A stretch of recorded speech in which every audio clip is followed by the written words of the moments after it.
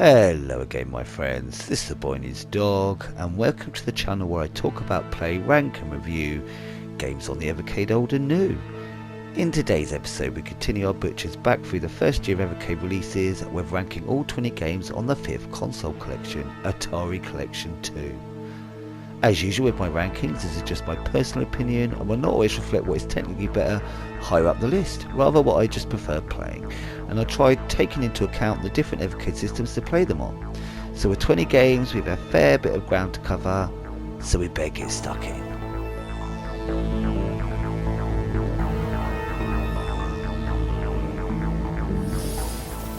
Number 20.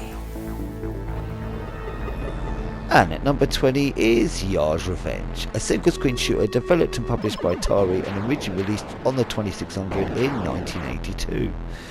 The Yars are under attack and the Razak systems need you to help save them from imminent destruction. You have 360 degree movement and angle to shoot. You must make a hole through the enemy's defense, build a missile and time it right to send it across the screen into the enemy. There is a second delay after you press fire, giving you time to move out the way as it aims from directly behind you when you shoot.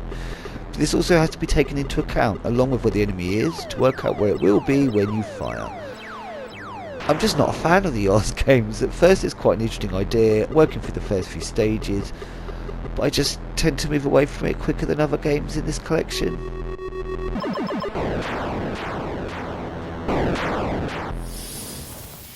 Number 19. And in 19th place is Desert Falcon, an isometric scrolling shooter developed and published by Atari and originally released on the 7800 in 1987. Feels and looks much like the 2600, although with much more polish. Beyond the cool setting and shooting the face off a giant sphinx, for me there wasn't much to come back for. I do try to have more enthusiasm for this title. There is the cool idea of flying at different levels or landing on the ground and walking, which is just too slow, and the only way to pick up items. It's just okay, I guess.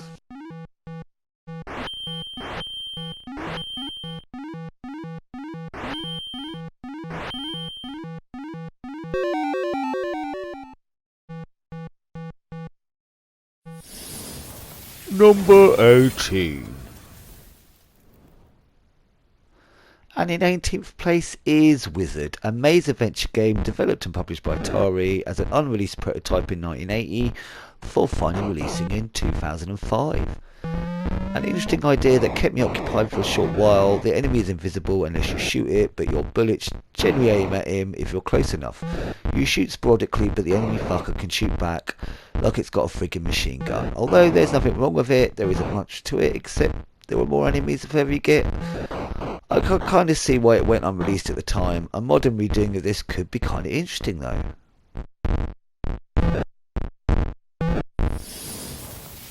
Number 17.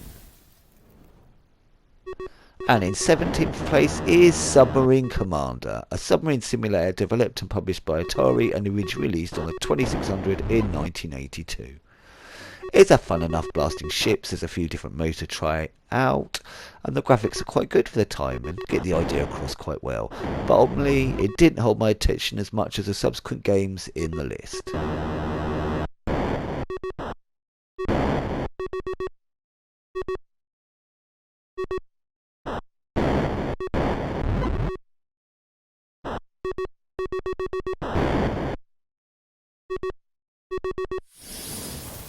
Number 16. And in 16th place is Air Sea Battle, a single screen shooter developed and published by Atari and originally released on the 2600.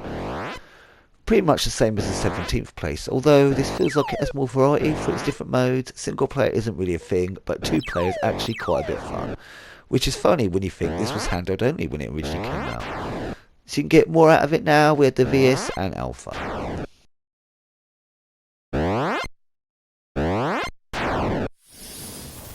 Number 15.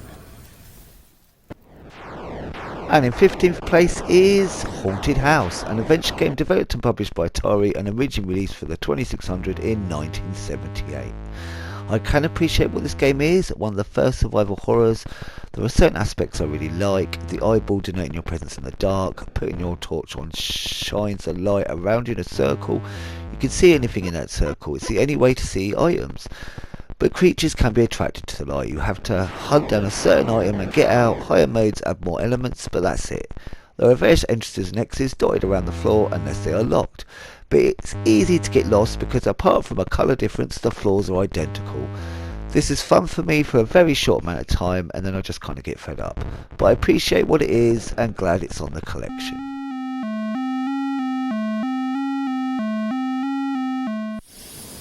Number 14. And in 14th place is Basketball, a sport and baller game developed and published by Atari and released on the 7800 in 1990. You know me with sports games, which is maybe surprising to see this title as high as 14. And when I first played it more as a basketball game, I started getting that empty feeling I usually get when playing sports. But once I stopped playing it as a sports game and got the idea of just twatting the opponents while my teammate shot the hoops, I enjoyed it a lot more. I tried to see if I had time to twat both the opposing team until they dropped forever. I don't know if they die or they just get taken to hospital afterwards. If they do, say hi to Pete for me. Have they managed to pull the ladder out yet? Now that's what I call teamwork.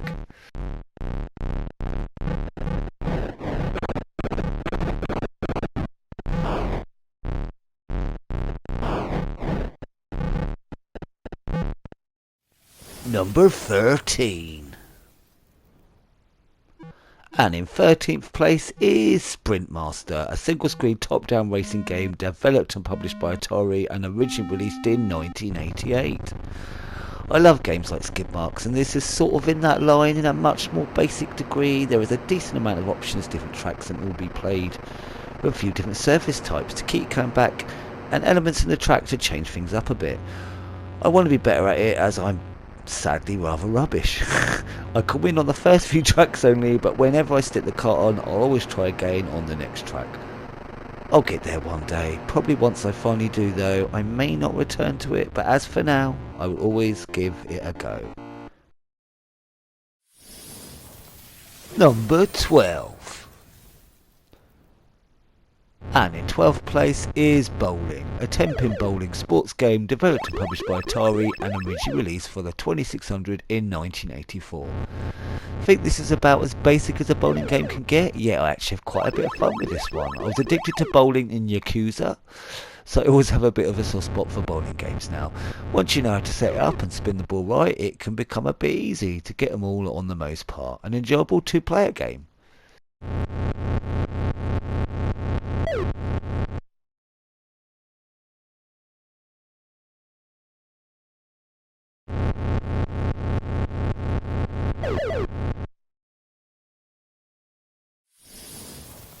Number 11. And in 11th place is Demons to Diamonds, a single screen shooter developed and published by Atari and originally released on the 2600 in 1982. An interesting take on a shoot 'em up. Hit the black demons, not the white ones. Hit the white ones and you get skulls shooting down the screen, which makes it more difficult. White ones will turn to black ones once they move from one side of the screen to the other. Black demons turn into diamonds when shot. You have to quickly shoot before they move across the screen and disappear. Rinse and repeat. That will make sense. Even your weapon is interesting. A giant beam you stretch up the screen by holding the button. Definitely held my interest for a while, this one. You can make the game much harder for yourself if you shoot willy-nilly, but time each shot and it's not so difficult for a time. Number 10. And in 10th place is Street Racer, a vertical scrolling racer developed and published by Atari and originally released for the 2600 in 1977. I enjoy this title more than I should probably. There's really nothing to it. Yet some of the later modes you can select are quite cool, especially in two-player. One of them I think may be skiing, I don't know. But you have to basically find a hole in the wall to go through as the wall's crashing down towards you. It reminds me of that TV show, Hole in the Wall. It's silly but fun.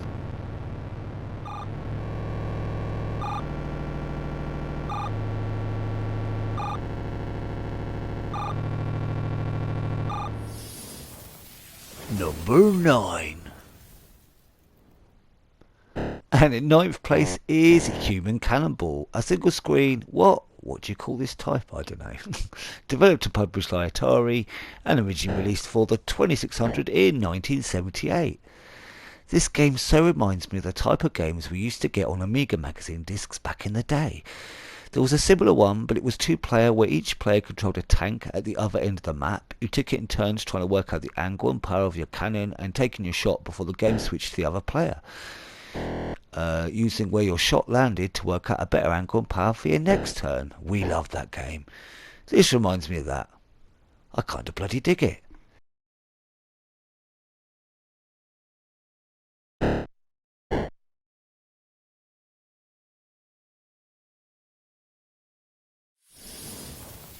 Number 8.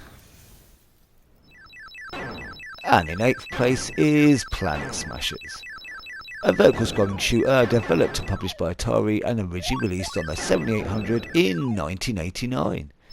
This is a decent enough vertical shooter. You get decent enough power-ups and colour gem drops which you need to collect in the correct order. Shoot the gems to cycle through the colours to reach the end of level boss, but I would say give yourself time to power up your ship, so don't aim to rush there too quickly.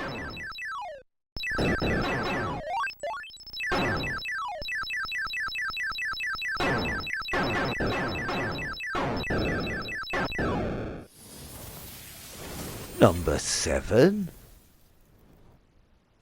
And in 7th place is Dark Chambers, an adventure game developed and published by Atari and originally released for the 2600 in 1988. The better 7800 version of Dark Chambers can be played portably on the Super Pocket Atari Edition or by sticking in Atari Collection 1 and 2 into your VS or Alpha, what I've always affectionately named Cornet Stoner Edition. This isn't as good as that and in a lot of ways feels like a completely different game, even it does share many elements.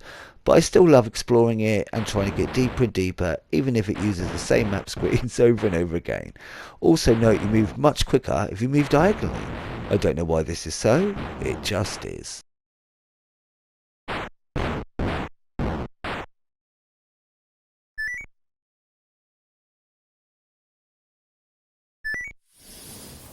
Number 6. And in 6th place is Radar Lock, a fight combat simulator developed and published by Atari and originally released for the 2600 in 1989. Use your radar to hunt down and shoot all the enemies and find the real fuel ships to connect to get fuel and bullets for the next mission. They're very similar looking to Solaris. This is quite a different game. There isn't the freedom of Solaris, we're choosing where to go on the map, and the radar can be a bit of a feck to read properly. So while this is fun, it's not a patch on Solaris. For me anyway.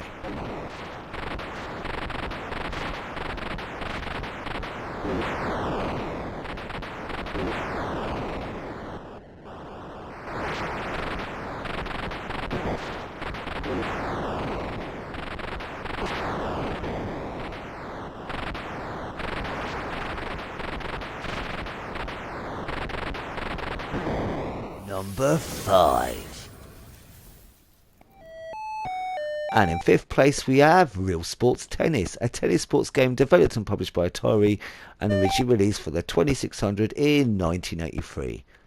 I played this a lot when I originally had a 2600 as a kid and had lots of fun in two-player with my sister when she used to actually play video games. Coming back to it, I can still appreciate it and enjoy it just as much for a chill, playable tennis game. We'll never not play this game if the cart's plugged in, no matter the system.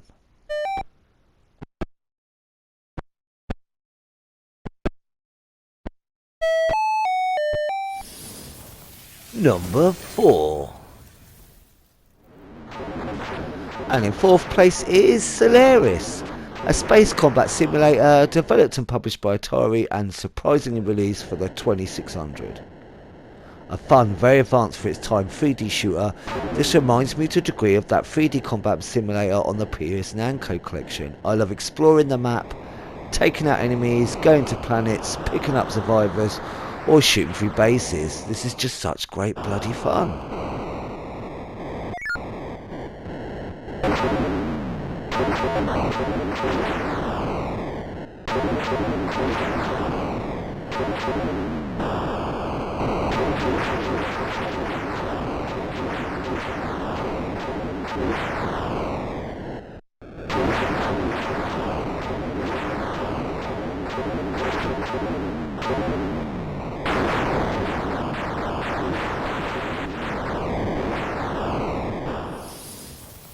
Number 3.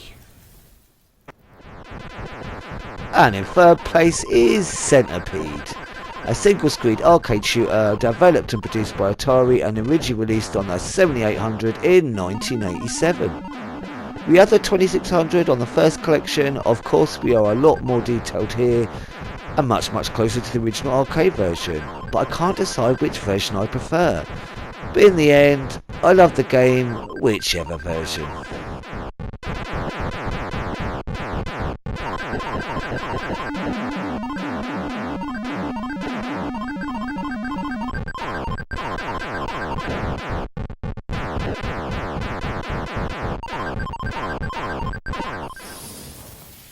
Number 2. And in second place is Millipede, a single-screen arcade-style shooter developed and published by Atari and originally released on the 2600 in 1984. It's like Centipede, only more so, with lots going on, nice colours and lovely smooth controls. So very playable, even now. Totally timeless. I ain't got much more to say really. I just bloody love it.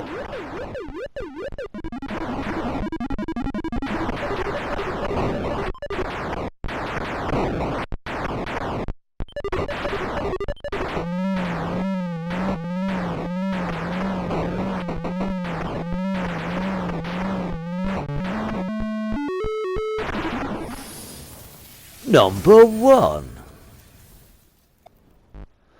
And in first place is Asteroid, the 7800 version, a single looping screen shooter developed and published by Atari and originally released on the 7800 in 1987. Sometimes I wish I could surprise you all, try and be original, but some games I can't look past. Asteroid to me is the equivalent to Matt Smith's Doctor and a Fez. We can't walk past, we just can't. I adore Asteroids, more or less whichever version, so it'll always be near the top or the top of my list. I can't help myself. I have certain leanings, okay? I think the 2600 version will always be my favourite version, and that may be in part because it was the original one I played to death as a kid. Or maybe it's just the vibrant colours. I love this version too, with enough modes to keep you rocking on.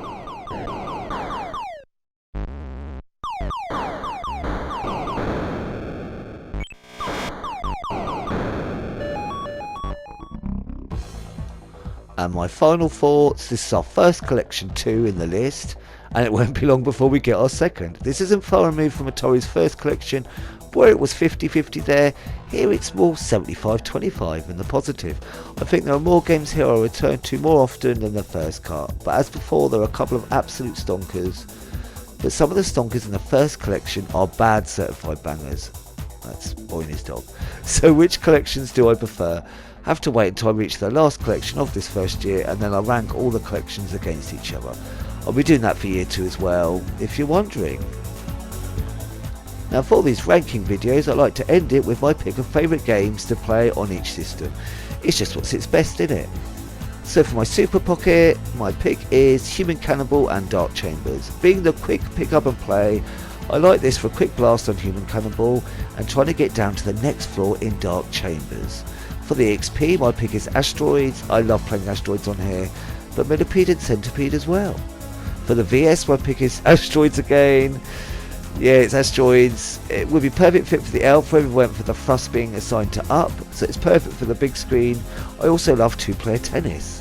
And finally for the Alpha, my pick is Salamis. It's an absolute joy on this system. It just fits. Je adore.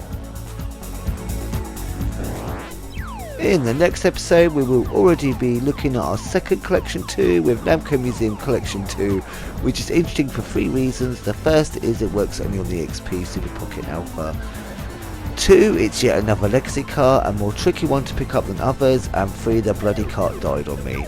Thankfully I'd already put some time in on the Alpha and wrote notes for this ranking before it went to cartridge heaven. And I do have some old footage from quite a while ago, so I think we can work around this little problem. I hope.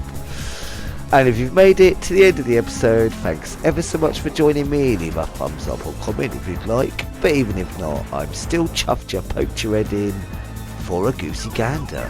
Join me next time for my ranking of Namco Museum Collection 2. I hope you had an awesome day, my friends. And until next time, be seeing you.